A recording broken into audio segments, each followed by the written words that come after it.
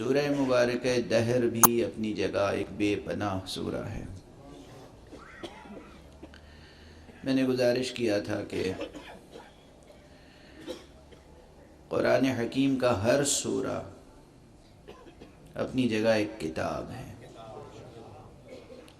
بلکہ ہر آیت ایک کتاب ہے، ہر حرف ایک کتاب ہے۔ یہ الف لام میم 3 حرف نہیں، 3 کتابیں ہیں۔ الف لام میم را 4 حرف نہیں، 4 کتابیں ہیں۔ حام میم عین سین قاف یہ حروف نہیں، یہ کتابیں ہیں، بلکہ معمولی کتابیں نہیں ہیں۔ ایک ایک حرف ایک ایک انسائکلوپیڈیا ہے، ایک ایک حرف ایک ایک دائرۃ المعارف ہے، وہ بھی قلم انسانی سے لکھا ہوا نہیں، کل کے قدرت کا لکھا ہوا دائرۃ المعارف۔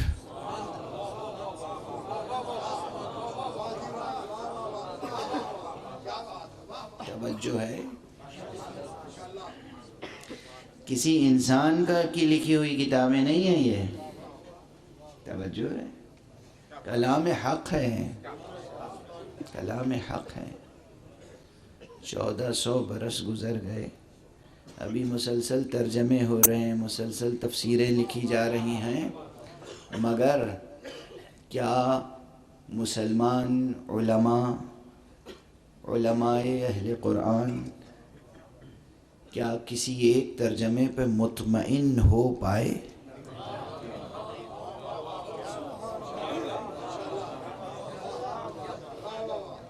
پہلے اسی اعجاز قرآنی کو دیکھ لیجئے، قرآن مجید کے اس زندہ معجزے کو دیکھ لیجئے۔ ایک سے ایک عظیم الشان عالم، فقیہ، حکیم، فلسفی، عربی داں، عربی کے ادباء، شعراء، عربی زبان و ادب کے شناور، نقاد، انہوں نے تفسیر کے میدان میں آ کر کام کیا، قرآن مجید کے ترجمے کیے۔ بڑے سے بڑے عالم کا ترجمہ سامنے رکھیے، اور اگر آپ کو ذرا سا بھی عربی کا ذوق ہے، جب آپ قرآن مجید کی تلاوت کریں گے، اصل متن کی آیتوں کی، اس کے ساتھ ساتھ ترجمہ پڑھیں گے تو تشنگی محسوس ہوگی۔ فوراً آپ کا ذہن یہ گواہی دے گا کہ ابھی ترجمے کا حق ادا نہیں ہو پایا۔ کیا اعجاز ہے، کیا تجلی ہے، کیا تجلی ہے، کیا کیفیت ہے ان آیتوں کی۔ ہر سال دیکھیے کتنے نئے ترجمے آ رہے ہیں، کیوں آ رہے ہیں، کس سبب سے آ رہے ہیں۔ ہر طالب علم تشنگی محسوس کرتا ہے۔ جب واضح آیتوں کی یہ کیفیت ہے، سورہ مبارکہ حمد، اس میں تو کوئی حروف مقطعات میں سے کوئی حرف نہیں ہے۔ سورہ مبارکہ حمد کی کہ کتنے ترجمے ہوئے اردو میں، لیکن کوئی ہے اب بھی جو کہے کہ حق ادا ہو گیا؟ سورہ حمد کا ترجمہ، سورہ حمد کا ترجمہ، حق ادا ہو گیا؟ نہیں۔ یہ کون سی تشنگی ہے جو باقی رہ جاتی ہے؟ اس کے معنی یہ ہے کہ آیات قرآنیہ میں وہ معنوی تابکاری ہے، وہ نوری و نورانی ریڈیشن ہے کہ مسلسل شعاعیں نکل رہی ہیں، اور کسی میں ان شعاعوں کا احاطہ کر لینے کی قدرت نہیں ہے۔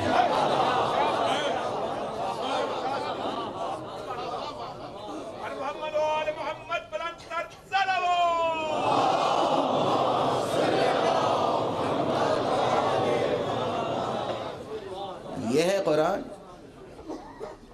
جب ترجمے کی سطح پر احاطہ نہیں ہو پا رہا ہے، ترجمے کی سطح پر احاطہ نہیں ہو پا رہا ہے، تو جو ان کے تکوینی اثرات ہیں، آپ کو کیا معلوم کہ ان الفاظ کے تکوینی اثرات و آثار کیا ہیں؟ جب ترجمے میں یہ منزل ہے کہ آپ احاطہ نہیں کر پا رہے، تو پھر جو تکوینی اثرات ہیں، جب پیغمبر صلی اللہ علیہ وآلہ وسلم فرماتے ہیں کہ یہ سورہ شفا ہے، تو آپ کو کیوں یقین نہیں آتا؟ بھئی اس دور میں بڑے سے بڑے مرض کا علاج شعاؤں سے کیا جا رہا ہے۔ یہ کلام قدرت ہے، اس کی نورانی شعائیں کس مرض کا علاج نہیں ہو سکتی؟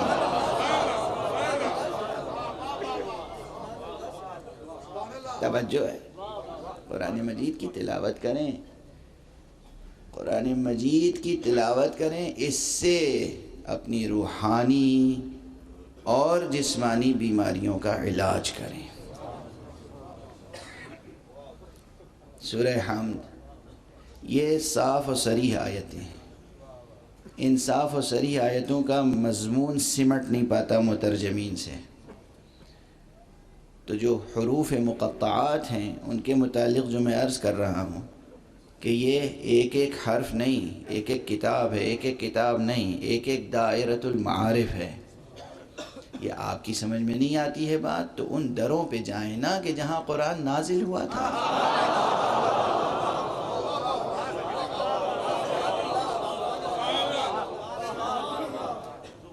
ابھی یہ آپ کے شہر کے جانے پہچانے، آپ کے ملک کے جانے پہچانے، اردو کے جانے پہچانے شاعر ہیں، پروردگار انہیں رزق سخن فراوانی سے عطا کرے، روز تازہ رزق سخن عطا کرے۔ یہ شعر پڑھ رہے تھے، اب ان کا کوئی شعر کوئی اور پڑھے اور اس کو مفہوم سمجھ میں نہ آئے، شعر ان کا کوئی اور پڑھے اور اس کو مفہوم سمجھ میں نہ آئے، تو علاج کیا ہے؟ سامنے کی مثال دے رہا ہوں جو بچوں کی بھی سمجھ میں آ جائے، جوانوں کی بھی سمجھ میں آ جائے۔ علاج کیا ہے اس کا؟ خود ان کے پاس جائیں، بھئی آپ نے یہ شعر کیا فرمایا ہے؟ غالب اردو کے بہت مشکل شاعر سمجھے جاتے ہیں، جو خود ہی کہتے تھے گویم مشکل وگر نہ گویم مشکل، کہوں تو مشکل ہے نہ کہوں تو مشکل ہے۔ لوگ سمجھے کہ یہ شاعری کے بارے میں کہہ رہے ہیں۔ غالب جواب دے رہے تھے مخالفین کا کہ جواب تو ہے میرے پاس، مگر کہوں تو مشکل نہ کہوں تو مشکل۔ غور فرمایا آپ نے؟ یہ کیفیت کبھی کبھی ہم لوگوں کو ممبر پہ بھی ہو جاتی ہے، گویم مشکل وگر نہ گویم مشکل، کہیں تو مشکل نہ کہیں تو مشکل۔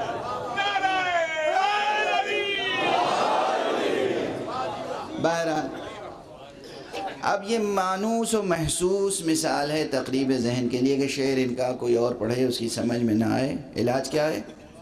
انہی سے پوچھیں۔ اگر یہ ہاتھ نہ آئیں، یہ غائب ہو جائیں، تو پھر پوچھا جائے گا یہ سلام کہاں پڑھا تھا انہوں نے، کس کے سامنے پڑھا تھا، مخاطب اول کون تھا؟ ان کا کوئی ڈائریکٹ شاگرد ہے کہ نہیں ہے جس نے ان سے خود یہ کلام لیا ہو، جس کے پاس ان کے ہاتھ کا لکھا ہوا نسخہ ہو، جس نے ان کی زبان سے سنا ہو، جو ان کی صحبت میں بیٹھا ہو؟ وہ بتائے گا کہ اس شعر میں انہوں نے کیا کہا تھا، کیوں کہا تھا، یہ شعر کیوں کہا۔ یہ محسوس مثالیں ہیں۔ اب پروردگار کا کلام ہے، اگر مفسرین کی سمجھ میں نہیں آتا تو پھر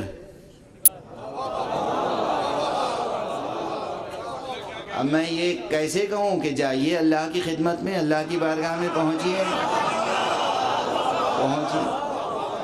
اسی سے پوچھئے کہ یا رب تیرا یہ کلام ہماری سمجھ میں نہیں آتا۔ اللہ کے ہاں اگر ڈائریکٹ پہنچ بھی گئے تو آپ یقین رکھیے اللہ فرمائے گا کہ جب ہم نے تم تک اپنا کلام ڈائریکٹ بھیجا نہیں تو تم ہم سے معنی پوچھنے ڈائریکٹ کہاں سے؟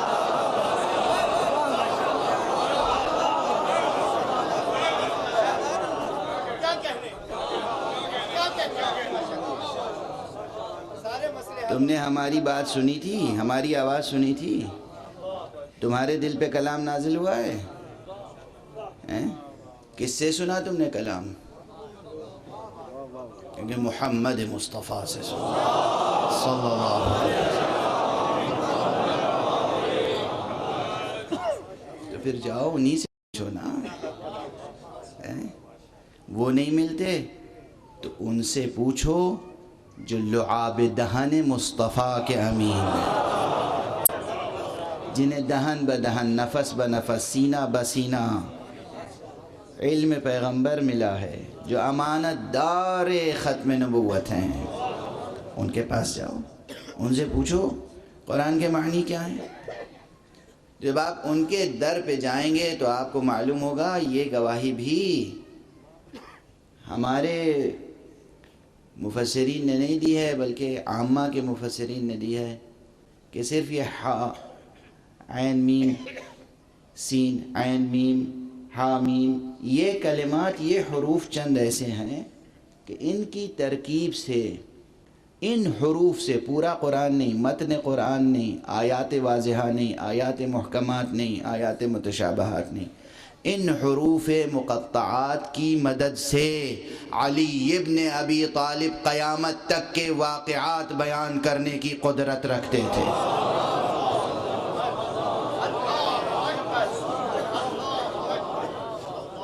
ہا میم عین سین قاف، ان حروف کی مدد سے علی ابن ابی طالب قیامت تک کے آنے والے واقعات بیان کرنے کی قدرت رکھتے تھے۔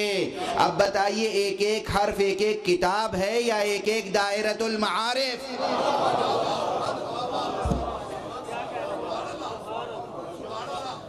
حاشا و کلا، حاشا و کلا، کبھی جو آپ یہ سمجھیں کہ میں ممبر سے کوئی مبالغہ آمیز بات کہہ کے گزر جاؤں گا۔ مبالغہ آپ جب میں نے پہلے کہا تو آپ مبالغہ سمجھے ہوں گے، آپ میں سے اکثر مبالغہ سمجھے ہوں گے کہ صاحب ایک حرف کو ایک کتاب کہہ رہے ہیں، کتاب نہیں دائرۃ المعارف کہہ رہے ہیں۔ ایک مفسر یہ گواہی دے رہا ہے، وہ بھی وہ مفسر جس کا شمار عاشقان علی میں نہیں ہوتا، وہ مفسر گواہی دے رہا ہے کہ امیر المومنین علی ابن ابی طالب علیہ السلام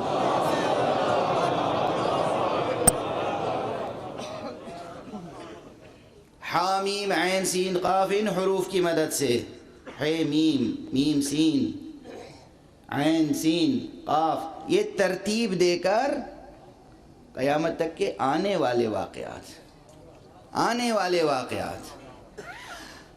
جب ان حروف سے آنے والے واقعات علی بتا سکتے ہیں تو کچھ حروف ایسے بھی تو ہوں گے کہ جن سے گزشتہ واقعات علی بتا سکتے ہوں گے، اور جب ایسے حروف ہیں کہ جن سے آنے والے واقعات اور گزشتہ واقعات علی بتا سکتے ہیں، تو پھر اگر امیر المومنین کا کہیں یہ قول مل جائے کہ میں ما کان و ما یکون کا علم رکھتا ہوں، تو یہ مبالغہ نہیں ہے۔ اگر ہم یہ سمجھیں کہ علی ما کان و ما یکون کا علم رکھتے ہیں تو مبالغہ نہیں ہے، یہ ان کو درجہ الوہیت تک بڑھانا نہیں ہے، یہ مبالغہ نہیں، حقیقت ہے۔ اور جب علی کا یہ رتبہ ہے تو مصطفیٰ کا رتبہ کیا ہوگا؟ صلوات پڑھنے محمد و آلہ